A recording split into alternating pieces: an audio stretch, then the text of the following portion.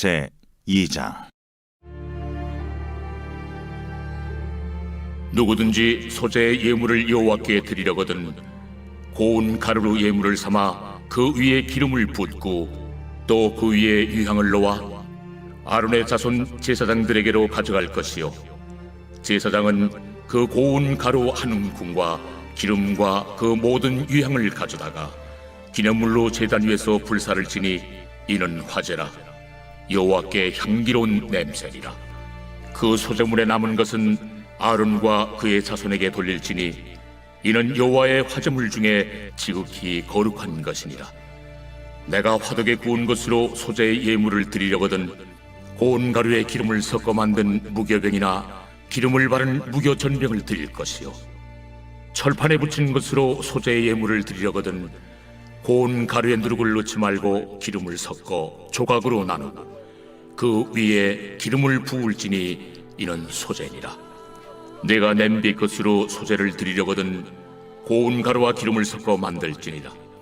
너는 이것들로 만든 소재물을 여호와께로 가져다가 제사장에게 줄 것이요, 제사장은 그것을 제단으로 가져가서 그 소재물 중에서 기념할 것을 가져다가 제단 위에서 불사를 지니 이는 화제라. 여호와께 향기로운 냄새니라. 소재물에 남은 것은 아론과 그의 아들들에게 돌릴지니 이는 여호와의 화제물 중에 지극히 거룩한 것이니라. 너희가 여호와께 드리는 모든 소재물에는 누룩을 넣지 말지니 너희가 누룩이나 꿀을 여호와께 화제로 드려 사르지 못할지니라. 처음 익은 것으로는 그것을 여호와께 드릴지나 향기로운 냄새를 위하여는 제단에 올리지 말지며 내 모든 소재물에 소금을 치라. 내 하나님의 언약의 소금을 내 소재에 빼지 못할지니 내 모든 예물에 소금을 드릴지니라. 너는 첫 이삭의 소재를 여호와께 드리거든 첫 이삭을 볶아 지은 것으로 내 소재를 삶되 그 위에 기름을 붓고 그 위에 유향을 더할지니 이는 소재니라. 제사장은 찌은 곡식과 기름을 모든 유향과 함께 기념물로 불사를 지니 이는 여호와께 드리는 화제니라. 샬롬, 여러분 반갑습니다. 오늘도 큐티로 여는 기막힌 하루입니다. 이 시간 우리에게 허락하신 본문은 레위기 2장 1절부터 16절까지의 말씀과 지극히 거룩한 것이라는 제목을 우리에게 주셨습니다. 본문을 통해 하나님께서는 무엇을 지극히 거룩하다고 하시는지 온전히 듣는 시간이 되셨으면 합니다. 첫 번째로 소재의 예물이 거룩하다고 하십니다. 소재란 쉽게 말하면 주로 밀가루와 같은 곡물가루로 드리는 제사를 말합니다. 소재는 대부분 번제나 화목제 등 피제사의 부속제사로 드려졌지만 오늘 본문은 하나님께 충성과 헌신을 맹세할 만한 특별한 경우에는 단독으로도 드려졌습니다. 소재의 첫 번째 특징은 곡물의 가루로 드려지기 때문에 고운 가루로 예물을 삼았습니다. 고운 가루라는 것은 오늘을 살펴보면 흔들다라는 뜻이 내포되어 있다고 합니다. 밀 알갱이를 빻고 찧어서 흔들어 만든 가루를 가리키는 것입니다. 고운 가루에는 두 가지 의미가 있는데요. 첫 번째는 인간의 부패한 겉모습을 완전히 벗어버리고 청결한 마음으로 하나님께 충성을 다짐하는 것을 말하고요.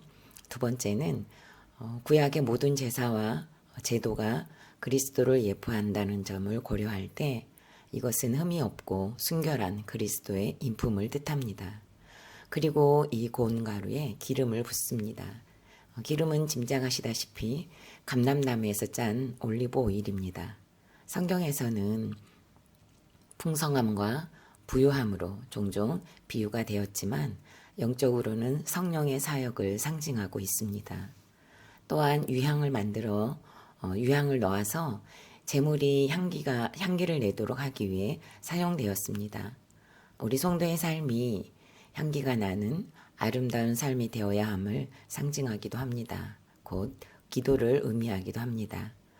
우리는 세상에서 밀과 같이 벗겨지지 않는 죄된 모습들이 유혹에 흔들리면서 살아가고 있지만 택자들은 밀처럼 거칠 수밖에 없는 우리가 고운 가루가 되기 위해 끊임없이 말씀을 듣는 구조 안에서 우리의 가치관과 옛 모습들을 빻고 찌우면서 흔드는 것으로 예물이 되어가고 있다는 것, 소재가 되어가고 있다는 것을 가리킵니다. 밀의 형태를 그대로 가지고 있으면 예물이 될 수 없는 것이 소재입니다. 우리의 가치관, 우리의 삶의 목적이 부서지고 빠지지 않으면 소재가 될 수 없다는 것입니다.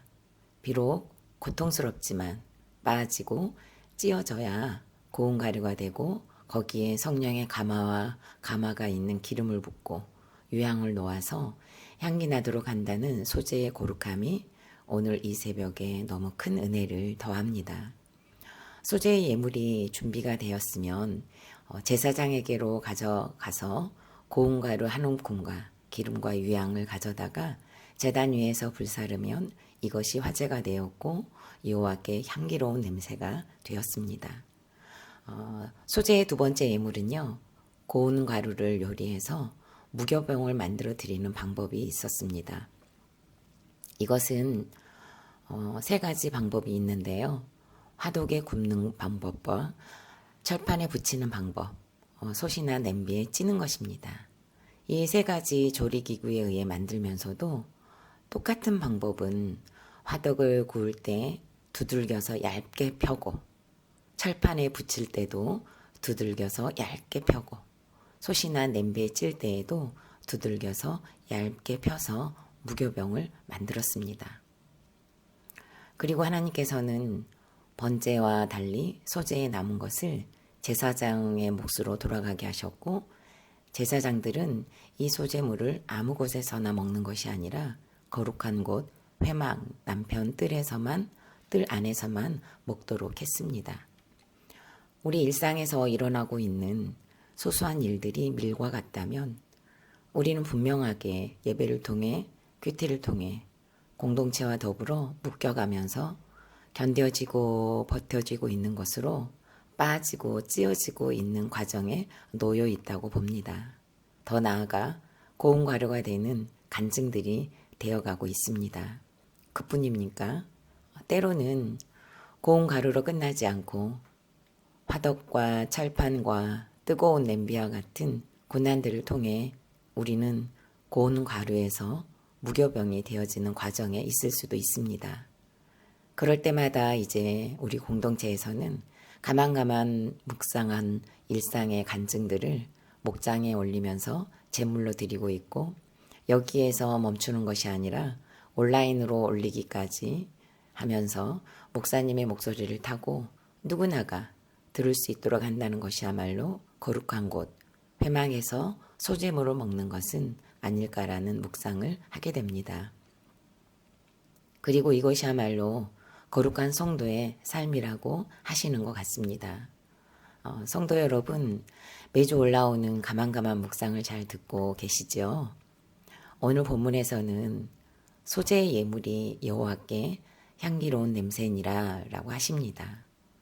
오늘 본문에서만 여호와께 향기로운 냄새라고 말씀을 하시는 것이 아니라 오늘 우리 공동체를 향해서도 매주 올라오는 가만가만 묵상이야말로 여호와께 향기로운 냄새니라 라고 말씀해 주시는 것 같습니다.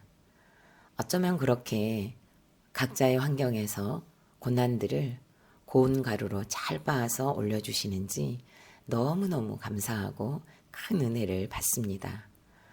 우리 성도님들 잊지 마시고 가만가만 묵상을 들으심으로 지극히 거룩한 소재의 예물을 함께 나눠보시기 바랍니다. 질문합니다.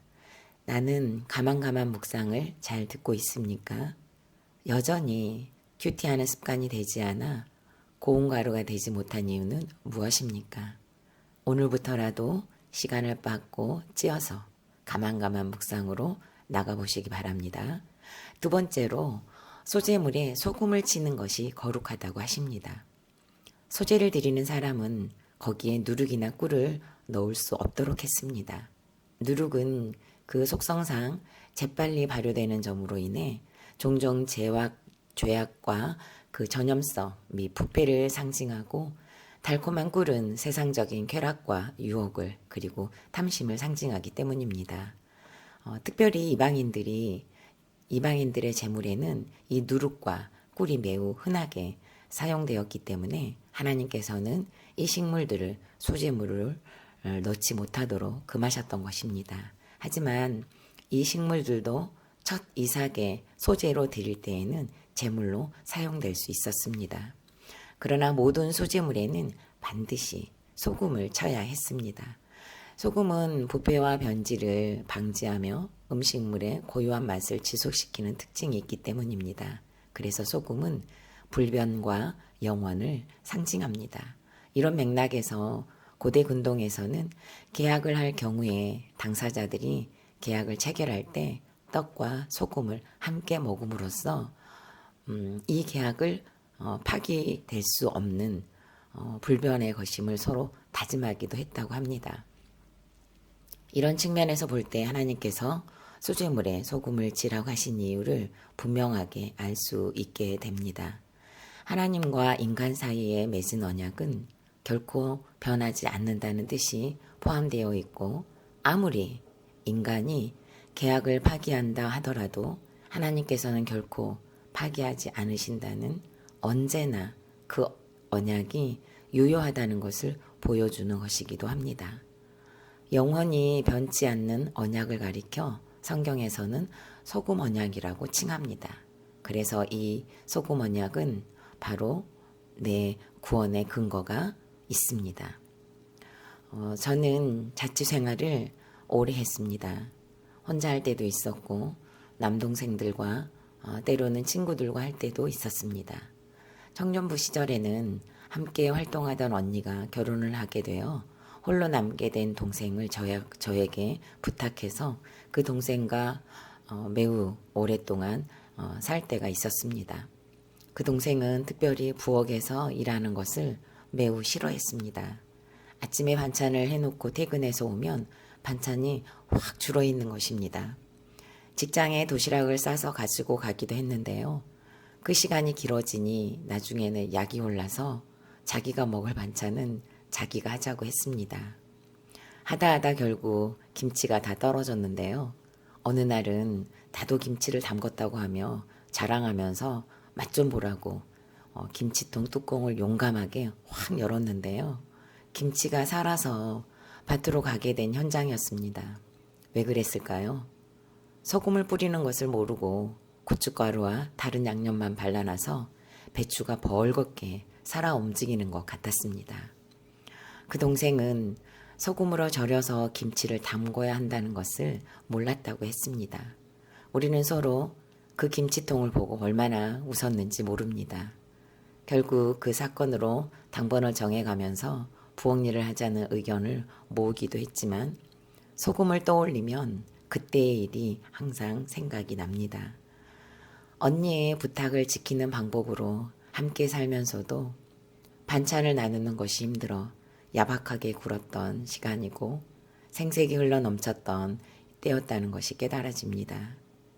김치에는 소금을 쳐야 하는 줄을 너무도 분명하게 저는 알고 있었으면서도 연약한 동생을 품고 이해하고 받아내는 것과 함께 살아내기 위해 필요한 변치 않는 소금 언약과 같은 마음이 있어야 한다는 것을 몰랐었던 때였습니다. 질문합니다. 나를 기다리고 부르시는 그래서 결코 변하지 않는 하나님을 믿습니까? 나는 최근 하나님을 향하여 어떤 변화가 일어나고 있습니까? 부패한 누룩, 유혹과 탐심, 소금 언약 중에서 무엇으로 나타나고 있습니까? 세 번째로는 첫 이삭의 열매를 드리는 것을 거룩하다고 하십니다. 소제는 세 가지 방법이 있습니다. 첫 번째는 조금 전에 말씀드렸듯이 고운 가루로 드리는 것, 그리고 또 두 번째는 요리하는 방법으로 드리는 것, 그리고 마지막 세 번째가 지금 본문에서 소개한 첫 이삭의 열매를 드리는 것입니다. 첫 이삭을 드릴 때의 유의점은 불에 볶아서 찌은 것으로 드려야 한다는 것입니다. 볶아 찢다라는 말은 곡식 나라를 부비다라는 뜻에서 유래가 되었다고 합니다. 그러니까 첫 이삭의 소재는 처음으로 거둔 곡식을 불에 볶아서 손으로 곡식 나랄들을 부비부비 하듯이 비벼서 껍질을 벗겨내어 알곡의 상태를 들여지는 것을 말합니다. 그리고 첫 이삭의 열매를 드린다는 것은 땅에서 나는 모든 소산이 하나님의 소유라는 고백과 함께 사람과 짐승을 막론하고 처음 난 것을 거룩히 구별하여 하나님께 드린다는 신앙 고백이 들어있는 제사였습니다. 소재의 그 어떤 방법도 쉽지 않다는 것을 봅니다. 밀을 고운 가루로 만드는 것도 고운 가루를 화덕에 굽고 철판에 붙이고 냄비에 찌고 이제는 불에 볶아서 부비부비 벗겨서 껍질을 벗겨서 까고 순수한 알맹이로 드려지는 이 모든 과정이 바로 우리의 삶을 그대로 표현하고 있는 것 같습니다. 저에게 있어서 구속사를 알고 8년을 지나오는 시간들은 어쩌면 첫 이삭이 되기 위한 과정이었다고 깨달아집니다. 하나님께서는 불과 같은 고난의 환경으로 남편을 사용하셔서 제 안에 숨어있던 야망과 성공, 기복의 가치관을 볶아주시며 갖은 사건들로 부비부비 비벼대시면서 껍질을 벗겨주셨고 그래도 벗겨지지 않으니 남편의 내추럴로 다시 부비부비 비벼주셔서 남편의 역할에 순종하지 못한 악한 껍질들을 계속 벗겨주시고 계십니다. 그뿐입니까? 가장 강력한 불은 엄마였다는 것이 엄마와 함께 살면서 깨닫게 되었고 어릴 때부터 수없이 들었던 착한 딸이라는 껍질을 정말 어떻게 이리도 확실하게 벗겨주시는지 이제는 누가 보아도 못되고 패륜적인 딸이라는 것이 그대로 드러나도록 그야말로 엄마 목소리, 눈빛, 표정, 숨소리, 작은 행동들을 가지고 상처가 생각나고 곧장 성인 아이가 되는 것으로 부비부비 비벼주시고 계십니다. 저 스스로는 결코 첫 이삭이 될 수 없기에 허락하신 환경이 믿어집니다. 저를 고난이라는 불에 볶아주시고 여러 사건들로 저를 부비부비 비벼주셔서 기복과 세상 가치관의 껍질을 벗겨주시며 할 말 없는 죄인이라는 것을 인정할 수밖에 없도록 하셨고 저의 죄보다 고난의 양이 훨씬 작다는 것, 그래서 너무너무 많이 감해주셨다는 것을 의심하지 않습니다. 이 과정을 통해 인생의 목적이 구원이 되고 거룩이 되게 하시고 계십니다. 여전히 남아있는 껍질들이 많습니다. 하나님께서 부르시는 그날까지 저에게 여러 사건들을 통해 끊임없이 부비부비 비벼주셔서 벗겨주실 것을 저는 믿습니다. 그리하여 온전한 첫 이삭의 알맹이가 되어 오늘 또 찌질하다 할지라도 소재로 태워줄 수 있다는 것만으로도 감사가 되는 새벽입니다. 질문합니다. 지금 나에게 있어서 불에 볶아지고 부비부비 비벼지고 있는 사건과 문제가 있습니까? 이 사건을 통해 여전히 벗겨지지 않는 세상 껍데기는 무엇입니까? 이것만큼은 부비부비 비벼주시지 않았으면 하는 것은 또 무엇입니까? 마지막으로 5월 2일 보석상자입니다. 불신결혼은 온전히 부모의 책임입니다. 자녀가 불신자를 좋아할 수 있는 마음을 어려서부터 가르쳐 준 것입니다.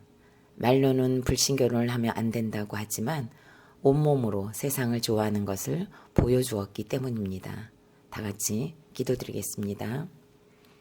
밀 그대로는 들여질 수 없는 소재를 통해 우리 모두를 고운 가루가 되기를 원하시는 주님, 스스로는 결코 고운 가루가 될 수 없고 기름을 부을 수도 없고 유향도 놓을 수 없기에 때로는 무교병도 될 수 없고 껍질을 벗길 수 없기에 고난이라는 위장된 축복을 통해 우리를 빻고 찧어주셔서 때로는 화덕과 철판과 냄비에 굽고 붙이고 찌고 부비부비 비벼주시는 방법으로 세상 가치관의 껍질을 벗기시며 하나님께서 원하시는 고르게 모양으로 만들어 가시는 주님을 찬송합니다. 하나님께서 하셨고 하나님께서 하실 것을 믿습니다. 오늘도 여전한 방식으로 말씀대로 믿고 살고 누림으로 소재가 되어 여호와께 향기로운 순간의 삶이라도 드리는 자들이 되게 하여 주옵소서.